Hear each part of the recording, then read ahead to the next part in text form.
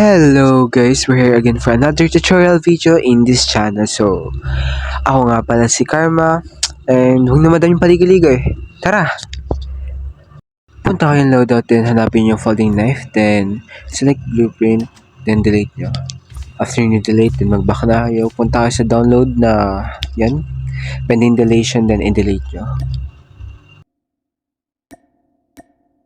Okay mo lang, then after nyo ma-delete, maghihintay lang kayo ng mga ilang minuto lang, di ba? Pero medyo matagal siya, so patience, okay?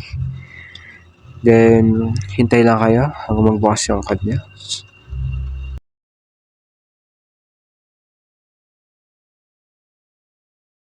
So, punta nga kayong detail board mga rep, then yung mga una. So, collection, then hanapin yung folding knife na comeback. Yan. Then, download nyo lang.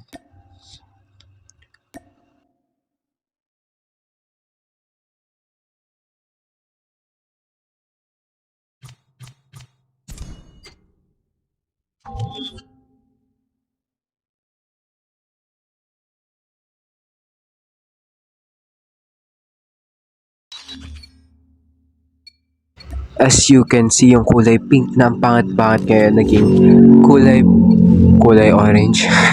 Pumpkin na siya na super angas tingnan, men. Oh, lukota mo. Oh, napakita ang kapilang galaw niya. Oh, diba? So, kunin niyo yun. Nice. See you in my next upload. Bye.